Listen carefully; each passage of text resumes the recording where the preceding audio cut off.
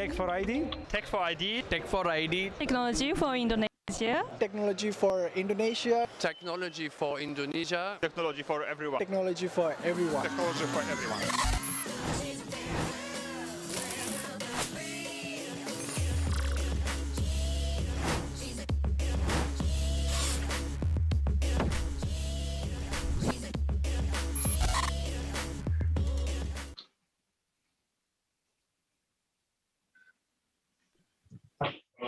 Hello everyone, I'm Intan and welcome to another live Tech Talk session by Tech for ID. And as usual, Tech for ID are bringing us a lot of great speakers, the best people on the industry to share about us on the fields that they are expert on.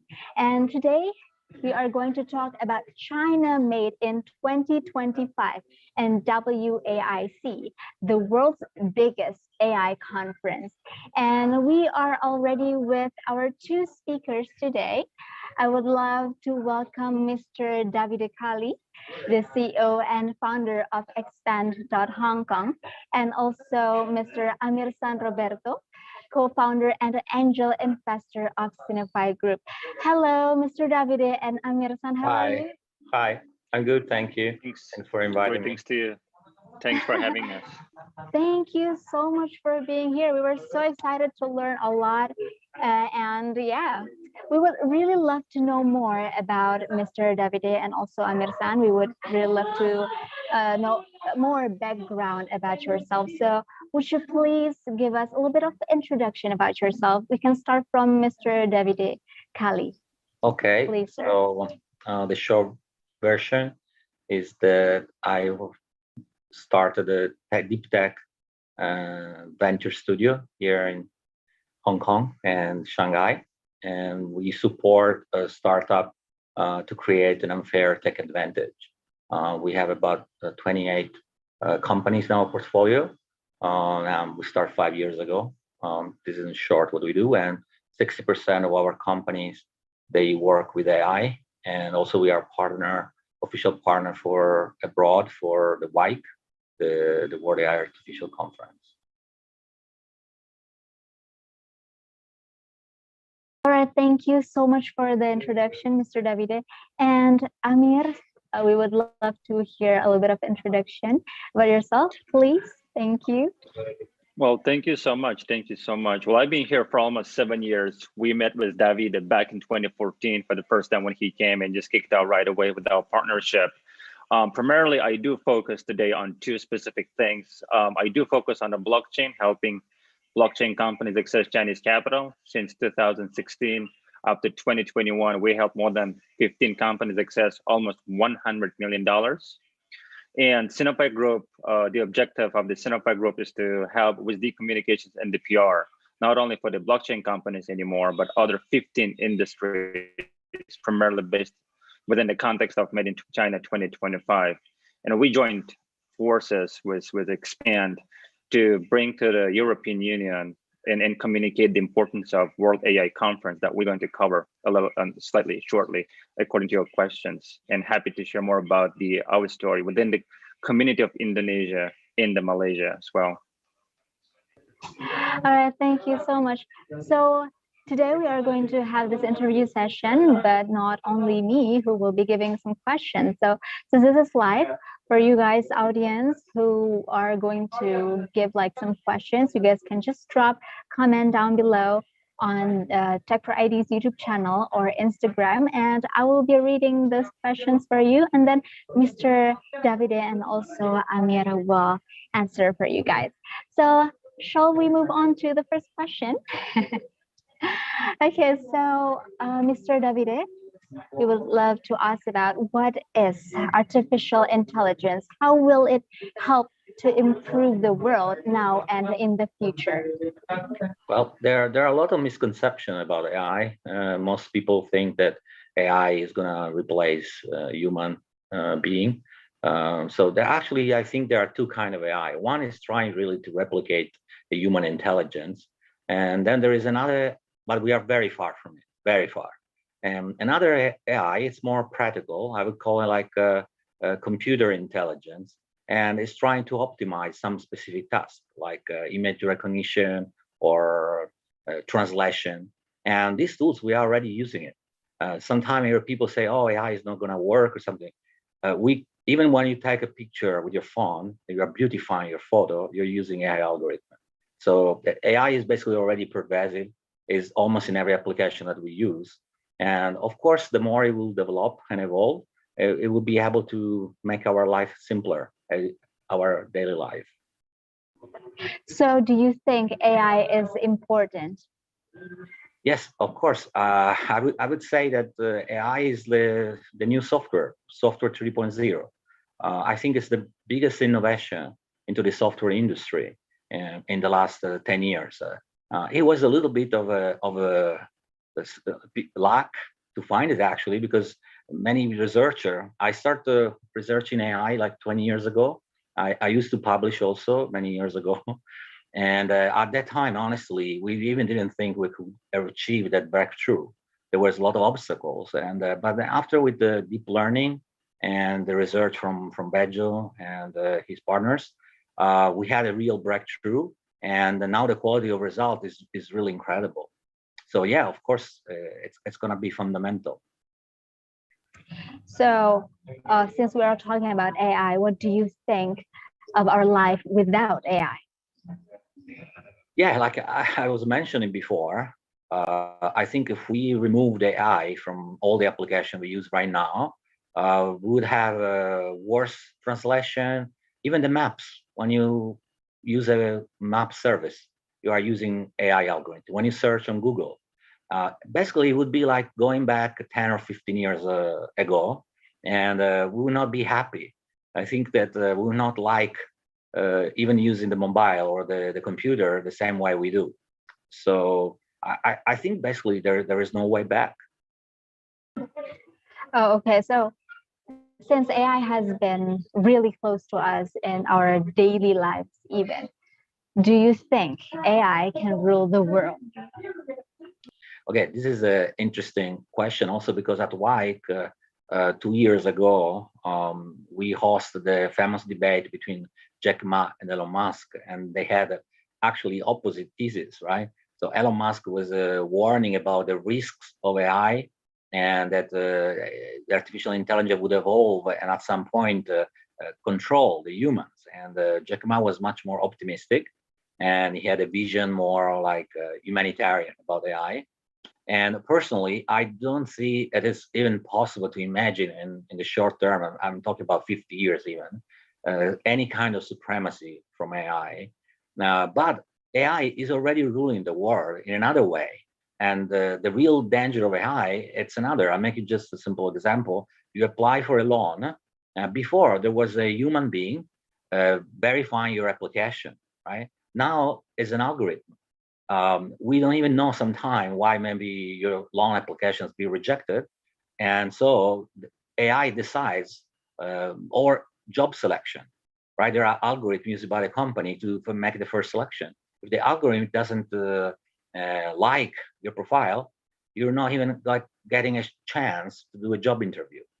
So I think this is the real risk that we have with AI, because the algorithm take decision for us, and we don't even know all the time why they take decision, and this can influence and rule our life. That is a very interesting answer. And Mr. Amir, based on your big conference coming soon in Shanghai, how can AI drive China's growth? Well, that's a good question, and that's an important question. And I think David qualifies a lot more to answer this question, but I'm going to answer from my perspective based on what I know. So AI, blockchain are the components of China's 5-year plan within the context of Made in China 2025. And China is obviously, it doesn't want to copy, but it wants to innovate. And that is a part of important innovation components.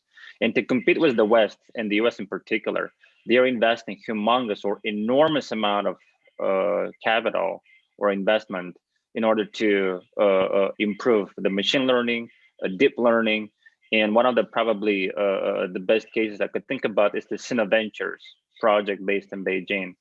And I think David, the founder, who invest in the best AI companies, and Uber, Didi, Douyin, and several of others that benefited from Sina Ventures. And that guy used to work, yeah, Kai Fuli, and that guy used to work for Microsoft. He used to work for Apple. He used to work for Google, and he's one of the forefront tier, one of the big names within the Chinese VC or investment environments. So within the context of AI conference, what we are trying to achieve, at least with Expand, is to show the European AI companies how China works. Simultaneously, we're trying to bridge two continents together to develop the discussion in a friendly manner. And third important component that we're trying to achieve, to communicate Chinese innovation to European Union. So despite the linguistic differences, cultural differences, there must be one universal language that we could help in order to communicate and making this world much better place without manipulation, without politics or anything like that. So that's the component of the AI conference. And David and his team is one of the pioneers in taking the lead in bringing this conference to the European Union. And I think, David, you do have a lot in terms of the Kai Fulis and his investments within the AI industry that I'm sure you could talk about more than I do. Well, I can add that it was not only the VC, the leading company in China, the private company, they invest heavily in AI. Squirrel AI, it's an education company in Shanghai. Their chief scientist is Tom Mitchell, one of the father of machine learning. And Baidu hired Andrew Ng, he's the founder of Coursera, and he was the founder of DeepMind. Then he built the brain at Google. And his third job basically was lead the Baidu AI center for about 3 years.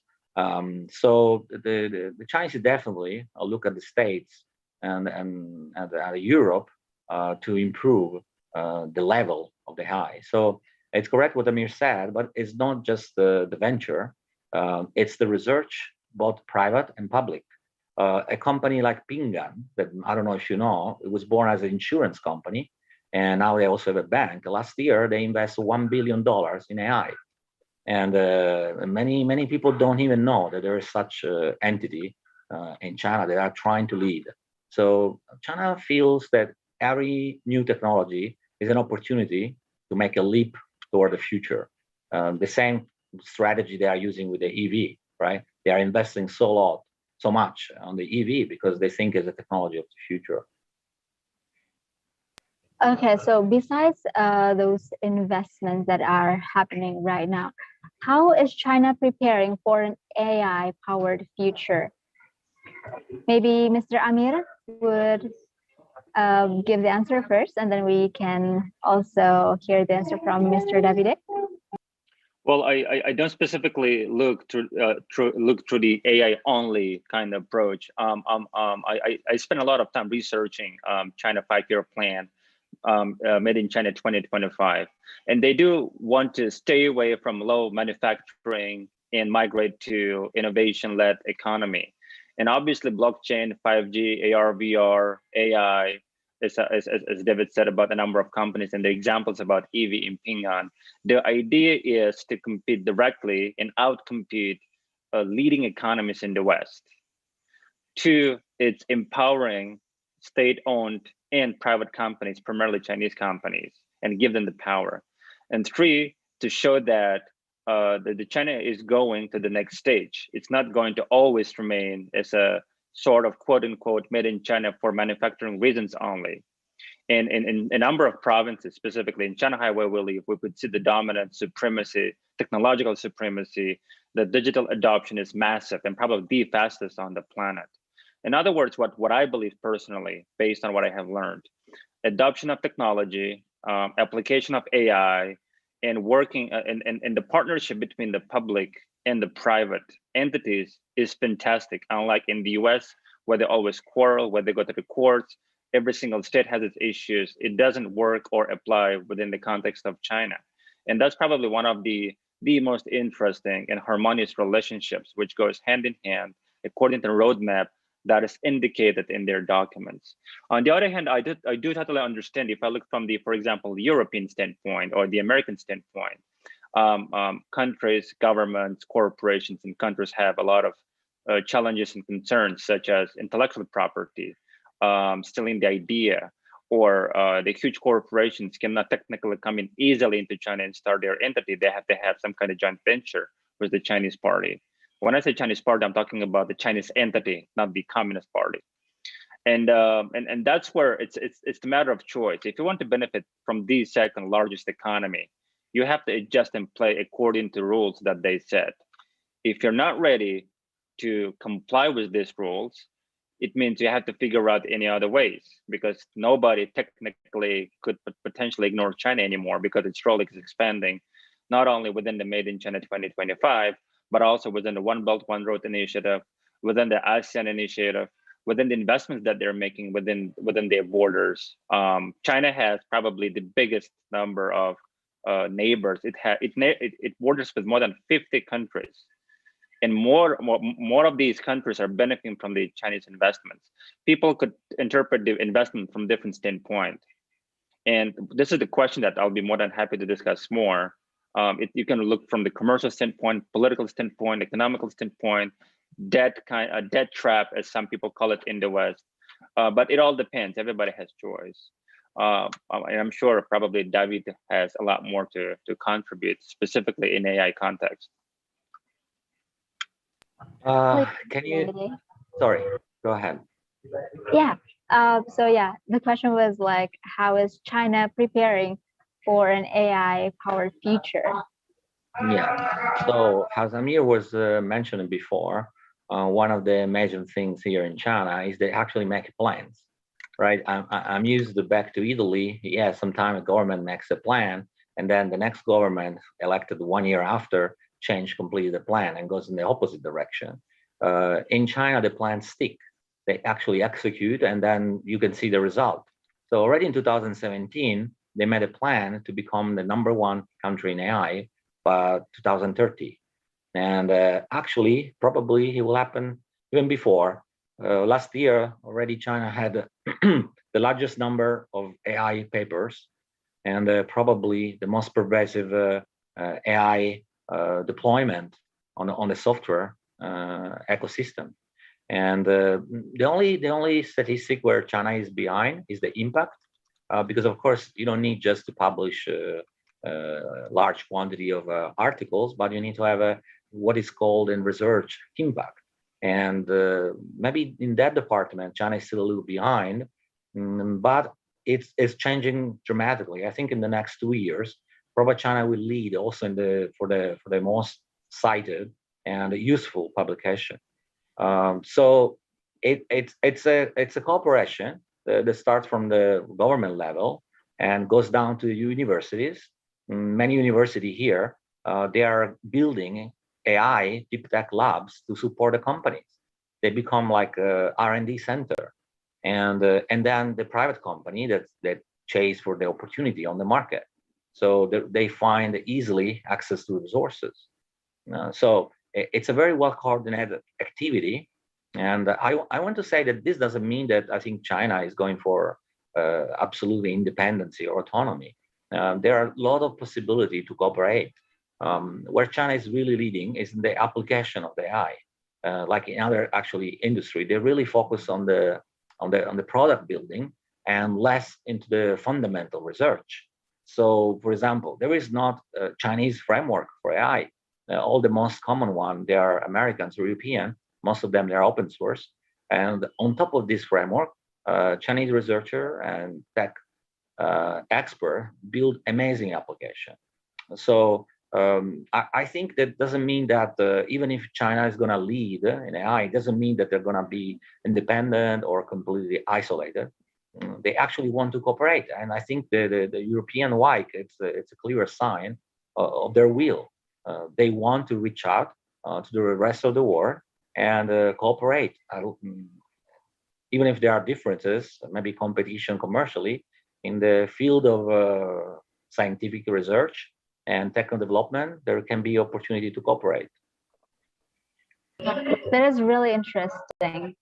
And since we are going to talk about Made in China 2025, so I think we should give a little bit of like definition and explanation of what is Made in China 2025 and why it matters in the world, especially in the context of the evolving new digital shift. Maybe Mr. Davide Cali would answer first, and then Amir would also add up. Please, Mr. Davide.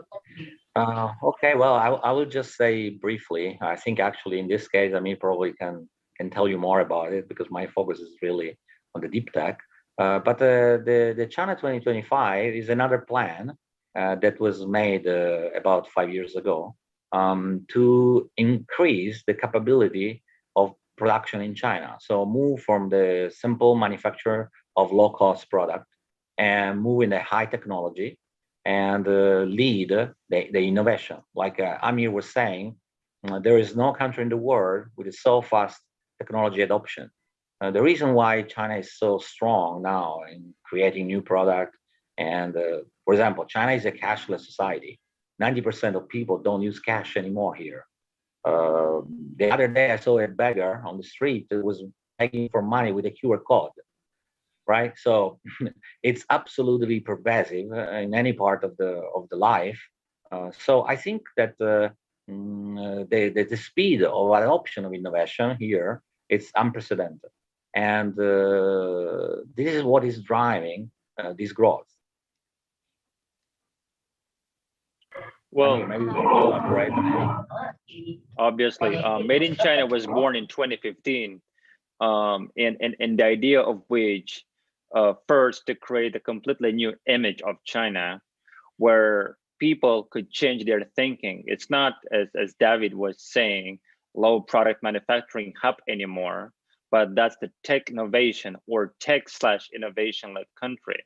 And this transition is the clear sign to communicate to the world that we are not going to be copying anything, but we're going to be innovating, as David said, on top of open source tools or open source projects and products and services, and implement our strategy. And they made a number of, and they chose a number of categories that they will be focused on. It includes the energy development, eco-friendliness, aerospace, and my specific focus is on a blockchain development. And China is the first country so far, according to my knowledge, that has developed its own cryptocurrency that's being deployed in a number of provinces, specifically in Shenzhen. And China is developing its own consortium of blockchain solutions in order to increase the adoption of blockchain. And whoever wants to build any kind of blockchain solution, they would be using specifically China-made blockchain solutions. And why it's 2025? Even though the project was born in 2015, until 2025, if not outcompete, but China has to be able equally work hand in hand with their counterparts in the West, in Southeast Asia, and the rest of the world. And the idea is when China is not going to be importing as much, but it's going to be exporting its innovation. And probably the best example is the, except for Huawei, probably TikTok is the best case study that took the world by the storm. And that's the private or commercial project. And working hand in hand with as David was saying, starting at the corporation hierarchy, working within the context of the university, simultaneously linking to the private entities, to the public entities, it's going to only drive this interest. And by 2025, China hopes to accomplish that they would be considered and accepted as the tech-friendly country, just like South Korea or Japan. And I think, David, you have worked on several cases with Tongji University, and that was a very particular, interesting subject. Maybe I'm sure that would be interesting for the audience if you comment on that. Yes, please, Mr. Davide. You refer to the AI art, I think, right? Exactly. Okay, so Tongji University is Tongji University. My Chinese is so bad.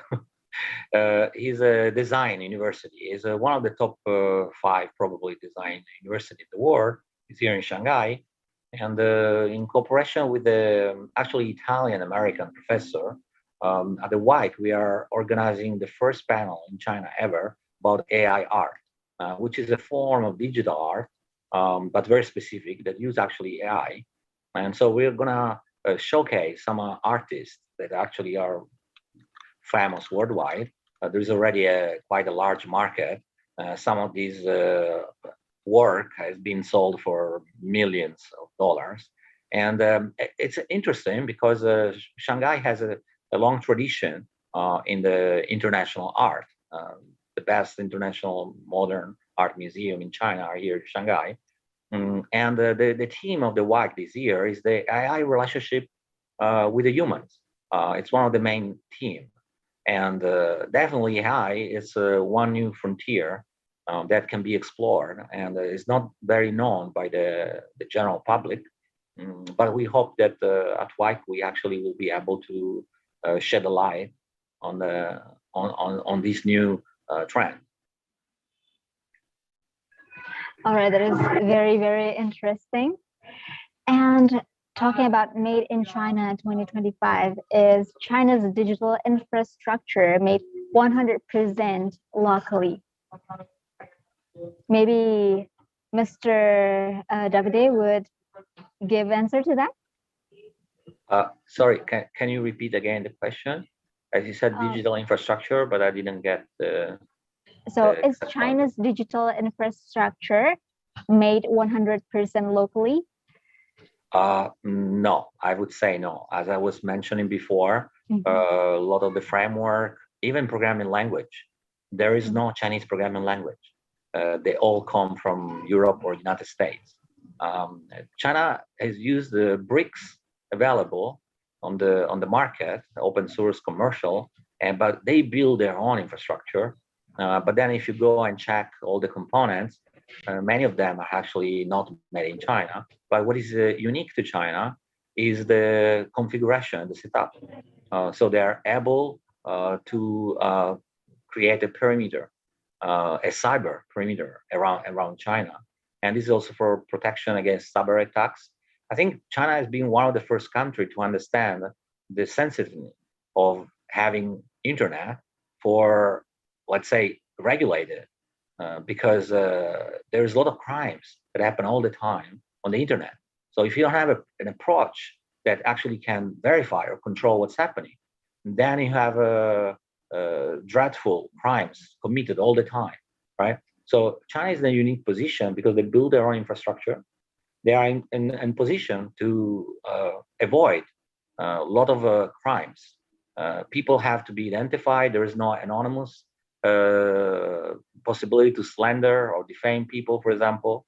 There is a fight against fake news, right? There's a lot of effort because this is a big problem. I've seen what happened around the world when some fake news spread, and sometimes it's a damage for a company, sometimes it's a damage for a minority. It's constant, right? There were manipulation of elections in different countries. Even the Brexit seems it was heavily manipulated. So China has had the awareness that internet is a great tool, but it can be used also for evil purposes. So they developed an infrastructure that allowed them to actually monitor and control. So honestly, I don't see. I actually think that they were pioneering, and more countries now they are going the same direction. By the way. Mr. Amir, is there any thing that you want to add to Mr. Davide's answer? Well, I could agree and disagree at the same time. On one hand, it's all about the values that you can stick with. For example, the European Union or the Americans, the American continent itself, by definition, when the internet was born in that part of the world, it had one promise: communicate freely. And China is one of the smartest decisions that they made, as David has said earlier. They used existing components to build their infrastructure, and the birth of firewall was the clear sign. We're going to control the flow of information. Just imagine what could happen in the country where over 1 billion people today has access to the internet. It could be complete disaster if there is kind of fake news. or manipulation of the information, or if anything happens. In China made a very clear sign and understood that we need to understand how to control the flow of information. So the birth of firewall was the beginning, and the infrastructure that Baidu, Alibaba, and Tencent had built afterwards gave the shape. And my definition of Tencent is all about messaging.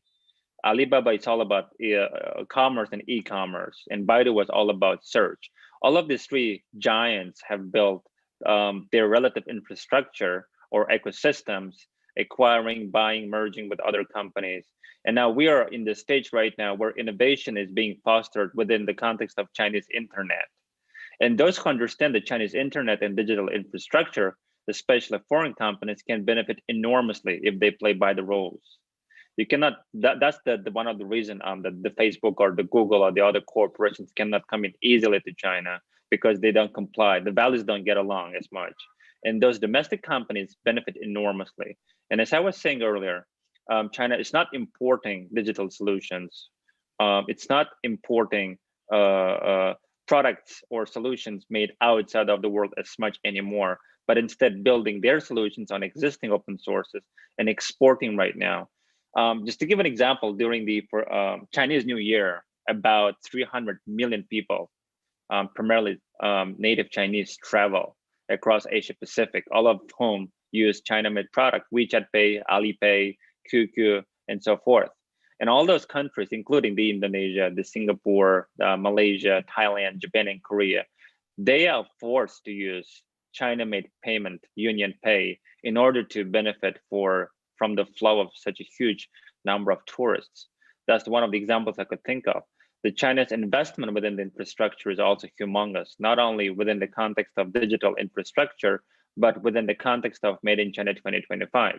Every single tactical strategy or grand strategy is fostered by their real action. And probably the example that David gave earlier, whenever governments change, not only within Italy or European Union, but it applies within Canada or the US or other Asian countries, depending on a party's agenda, plans change. But in China, probably one of the consistency that I admire is, regardless of the party members, they come and go, but the plan remains and plan is executed.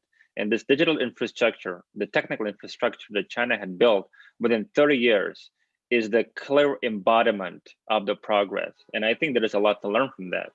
And that would be my take on that.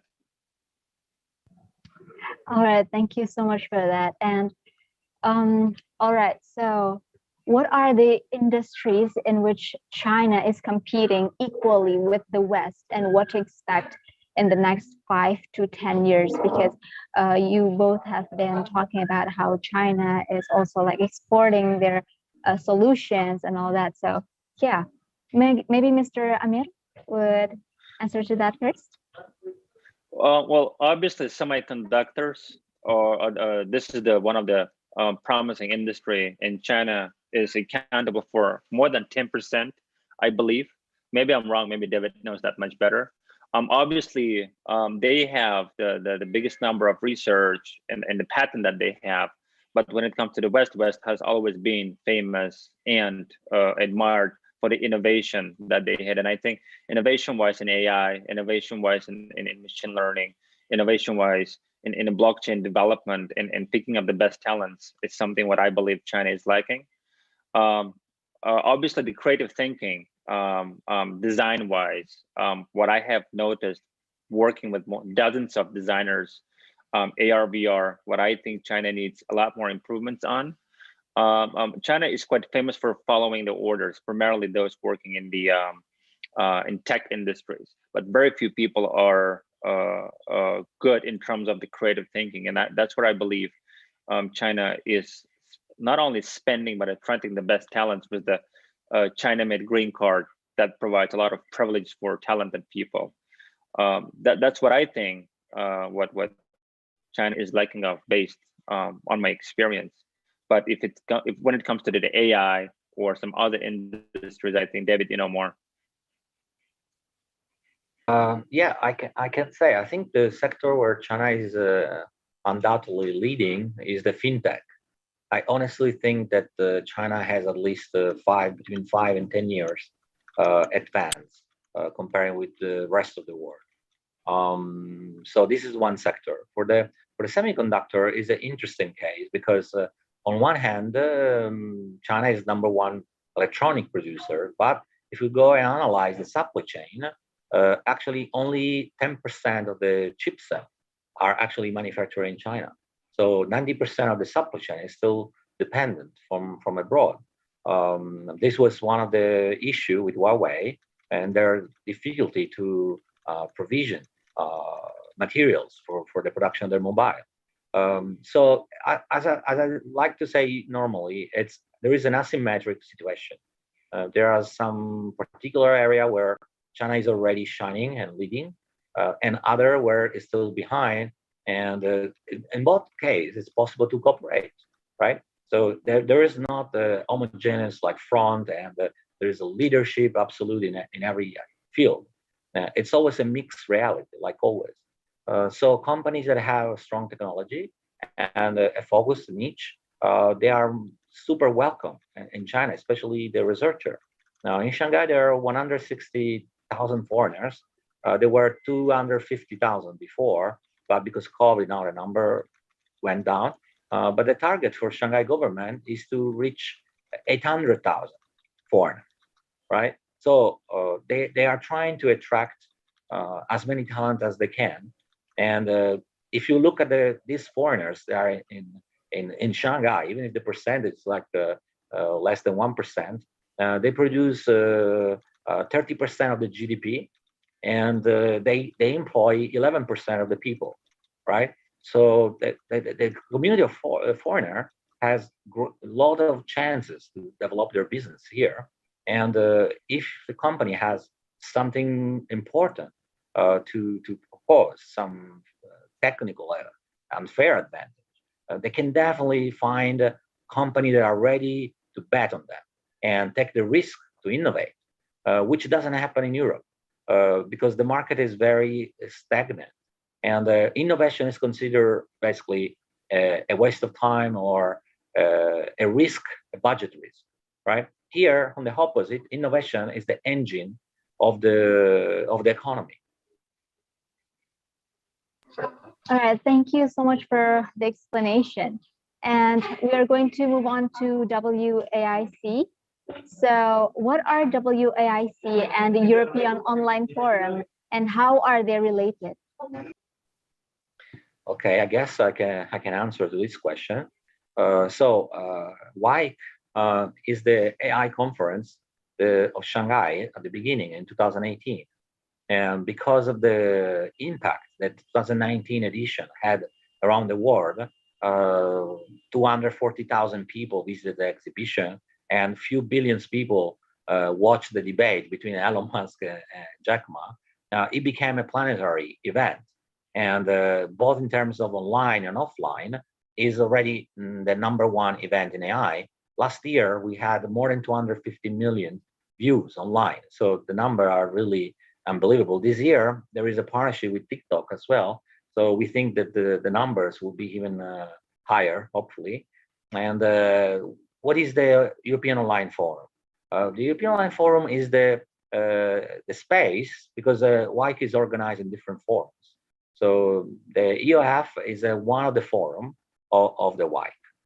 So it's a particular program where the company that have their headquarters or the founders in Europe, they can actually showcase their technology. Of course, there is not a strict requirement. I mean, we accept the company from all over the world. Let's say that we try to have a majority of European company, but of course we are open to all the world.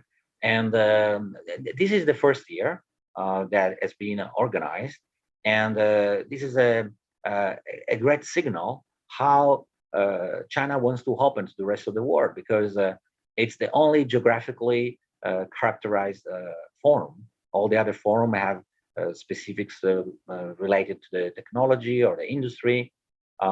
So we are very excited. We have a lot of panels and the company that were happy to contribute, great scientists and great entrepreneur. And so we cannot wait to go live on the 7th of July. So, Mr. Amir, would you please add more about the conference? Mr. Amir? Yes, thank you. This is probably one of the unique conferences which is organized by the government in Shanghai and opening doors for SMEs and huge corporations working in AI industry in the world with the focus on the European Union. And we have been working with hundreds of companies in tech that have very limited understanding about China, how it actually works. And we believe that organizing this event online and giving the chance to communicate and helping the AI companies outside of China to get communicated is probably the great opportunity. And that's what really energizes our team. And working day and night and talking across different time zones, we see the huge interest and the value that people are understanding. And probably within the context of this conference, the unique AI AI conference within the context of European Union would be one of the most not only exciting, but the most useful one that will act as the bridge between the East and the West. We do also invite you and your team to join the project to benefit from it. Obviously, Indonesia has a lot of talents in the AI and other industries within the tech, and we'll look forward for that. Thank you so much. We are so excited to the upcoming event. And talking about that, how does WAIC affect Asian's tech industry and market? Well, as I was saying, one of the reasons actually why I advise the companies to consider participating to WAIC is the visibility on the Asian community. Of course, China is the fastest growing country in the region, right? So, of course, it is assuming a role of leadership.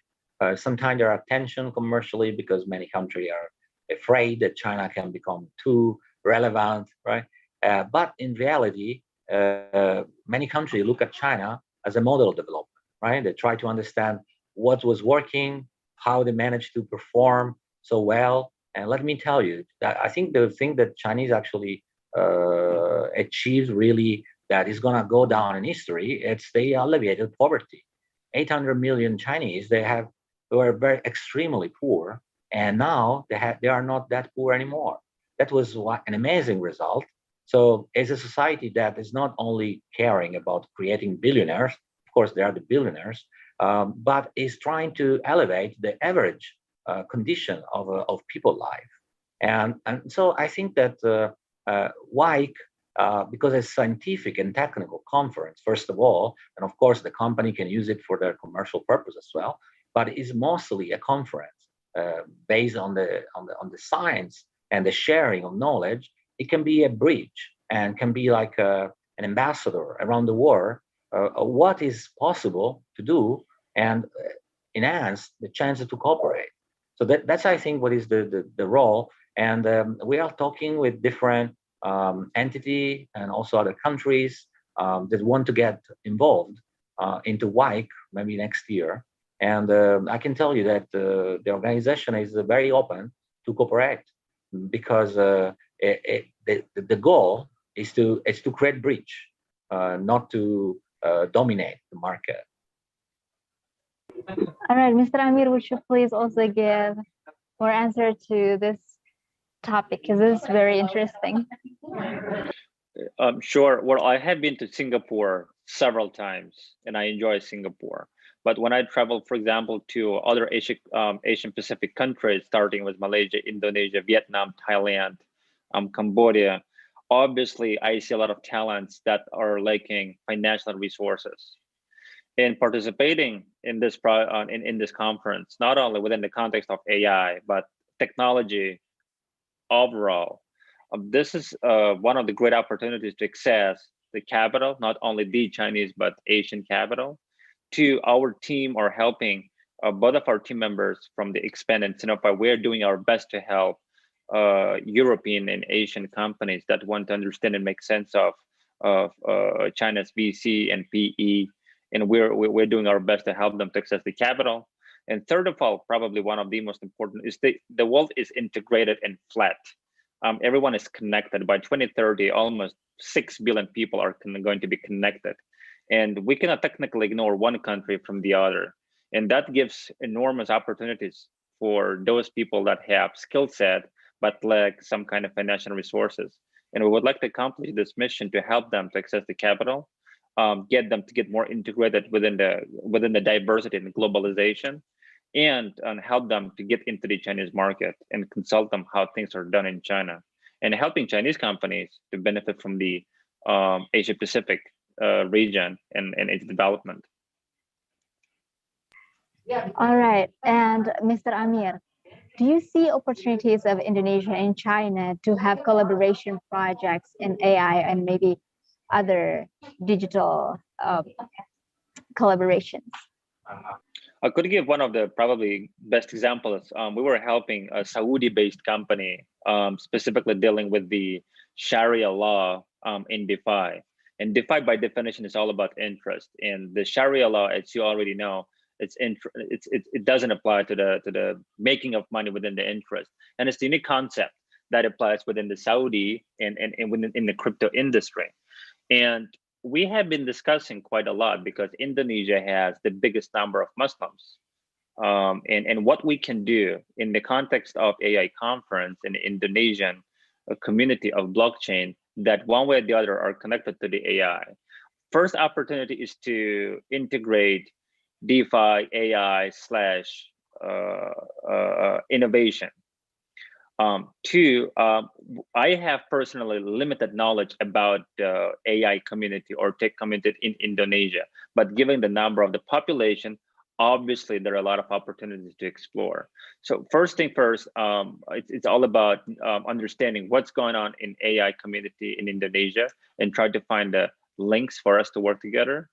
To understand, except for the AI, what are the other industries that are trending or famous in Indonesia, and how we're going to help, or we could help, along with Expand and Sinofy. And third, I think David, you could comment on that. Next year, we would like to have, or planning to have, a WAIC in Singapore, and that's where Indonesia could obviously enormously contribute and benefit from the participation. And I'll let David to comment on that. Yeah. As I said, actually, the European Online Forum this year should have happened in Europe. That was the original plan. And of course, because of COVID, it was not safe to organize. So that's why we decided to do it online. But yeah, there is a strategy to reach out to Southeast Asia. Singapore is one of the options. There are other options, and maybe there will be more than one option. We are open to discuss and talk with community that want to be a part of this event this year, and maybe even get more involved next year. All right. And how can Indonesian AI companies could benefit from this event? Maybe Mr. Amir would be able to give the answer. Sure. Well, there are a number of ways to benefit. First and foremost, we are quite keen and interested in talking and inviting those who are scientists or research, those researchers based in the university or think tanks in Indonesia.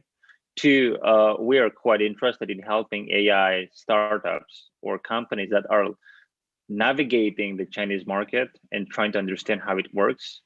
And third, given the access that we have to venture capital, we do have an opportunity to help those companies not only pitch, but also help them to get the funding up to almost $10 million. And it was the experience that we had within the context of blockchain. More and more VCs are quite interested in investing in promising companies, particularly in AI. And we're in discussions primarily with the European companies, and quite sure Indonesia is the next door. And given the number of population and the impact and the location, we would be more than happy to explore what we could do more, except for the ones that I mentioned earlier. All right. Mr. David, do you want to add more to that?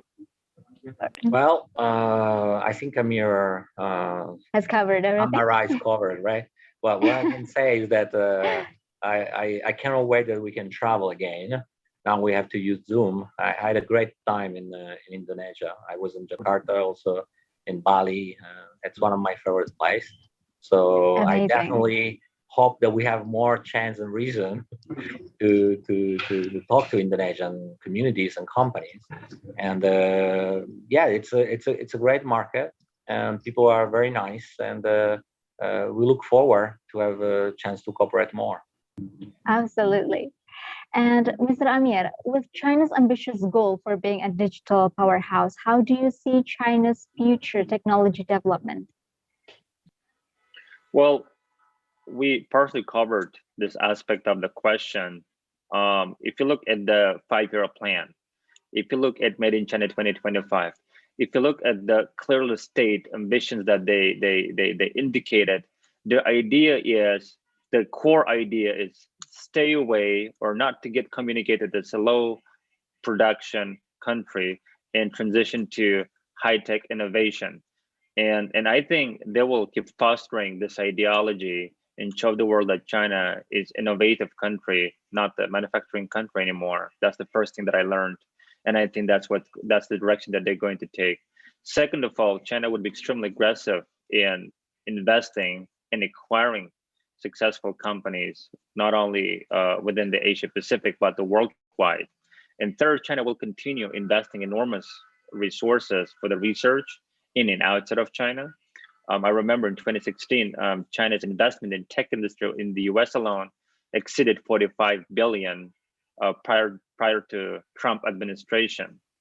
And this is a signal to the world that it's not the money that they're trying to save, it's the money that they're investing for the sake of the progress. And it gives, on one hand, a lot of enormous opportunities for companies, individuals in the tech industry to benefit from and work with the Chinese, both privately or statewide. On the other hand, some might have some kind of concerns, but one thing is certain, that nothing is always the same. Things keep changing, and I think China that was 50 years ago, it's not the China that we know of today. And I think this trend will evolve, and the world has to watch out and see if they're going to be able to partner with China, or they're going to compete with China. Are they going to develop and organize some kind of partnership which will benefit all involved parties? So these are the questions that I think everyone has to be aware of. And we, as a foreigners living in Shanghai, in China, and traveling in China, witnessing the innovation, technological supremacy, learning how we can and where we can apply this technological developments outside of China. And I think we have a long way to go. And I could say for sure that China is 10 years ahead, if not more, from the West or US for sure, in terms of the digital adoption, in terms of the seamless experience in technology, in terms of the partnership of private companies with the government. And that's the pretty clear lesson. All right, going back to WAIC, can you share some examples about previous cases of how your team succeeded in helping companies in WAIC 2020? Yeah, maybe I can tell just a little story. Of course, there's a lot of MNC that actually benefit enormously because they invest a large budget. But it's not just a money game. WAIC is very sensitive to the startups. China changed a little bit, actually drastically, their strategy. 10, 15 years ago, they were trying to attract mostly MNC. The principle was like, okay, the great company come here, they build a big factory, hire people, pay a lot of taxes, right? But then they realized that actually these companies, they were not really innovating that much, and their goal was mostly to fire people, because the MNC are actually very organized, and they are to reduce workforce, right? So in the last year, there's been a shift, and also you can become number two by looking at number one, right? And maybe imitating this strategy. And this is the first wave of the Chinese technology company 15, 20 years ago, right? They look at Amazon and they make Alibaba, right? They look at Google and they make Baidu. But now it's changing. Now there is TikTok that didn't exist before, right? WeChat is a different app than everything in the rest of the world. And I can see app like Zalo, for example, in Vietnam, taking the lead and trying to imitate. I see WhatsApp copying WeChat. So the trend is changing, and it is possible for a small company to find their space, as long as I said they have something new to say or a niche market to cover. So, for example, one of the company we assisted last year, they participated to a competition from the United Nations, the UNIDO, and they managed to arrive in the final. They didn't win, but they got exposure in the final event. And after that, they were able to sign NDA and start cooperation with some major Chinese companies, some probably the largest telecom. I try to not make name, but it's pretty obvious who they are. And they are still working for expand their network of cooperation, because not only is it an opportunity to make contacts with supplier, other partners, but also give you, let's say, some prestige and reputation. Because WAIC is considered in China one of the leading conference. So participate and contributing definitely give you status that is going to help you later when you want to start doing business. So also, what are the requirements of participation, especially during this pandemic and travel restrictions? So, or is it going to be online, Mr. Amir? Yes, it is going to be online. We have developed multiple solutions to help companies to benefit from the event. It could be in the form of webinars. It could be in the form of panel discussions, in the form of developing networking sessions, primarily through Zoom, for example. And for interested parties, we do have the marketing collaterals that we could happily share.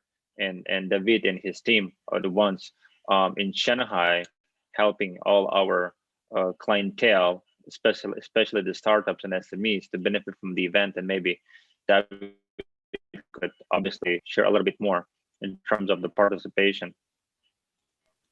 Yeah, actually, there is a section offline as well, but unfortunately, it will be hard or almost impossible for the foreign company to attend, because there are strict requirements for quarantine. We were hoping that it could be lifted, but China is very cautious. They want to keep the numbers very low.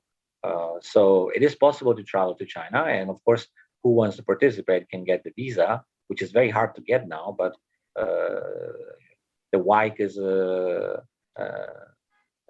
connect to the Shanghai government. And so it's easy to get the visa. The problem is that we have to do the quarantine. So what we are doing for some customer, because anyway, even if you come, you still need support of local people, speak Chinese, or they know how to communicate or sell the product, right? So we are helping them to be remotely present. And of course, we encourage them to focus on the online part, because the online part is accessible through internet from anywhere. All right. So what is your hope for the upcoming WAIC event and Made in China 2025? Or is there any final statements that both of you are going to give about this? Maybe we can start from Mr. Amir. Yeah, sure. Well, we are, for the first time in the history of WAIC, organizing online forum, not only for the European companies, but also those based outside of European Union, to understand and benefit from the AI community in China, helping them to get into the Chinese market and consulting, or in other words, walking them through the steps. In fact, we have announced that we're going to be organizing startup pitch contest, and application is entirely free of charge. The only requirement is companies have to be based or registered within the European Union, or European continent, including Central Europe, Eastern Europe, not only the Western European countries. And this is one of the example in our commitment, how we are dedicated to help AI companies and startups and corporations and even scientists to benefit from the event despite cultural and linguistic differences. And this is the unique opportunity that we will do our best to extend beyond Europe. We will try to communicate and extend it to the US, to South America, to Asia, ASEAN countries, and sometime in the future across the Oceania. And it's going to be one of the most exciting adventures of 2021 for sure.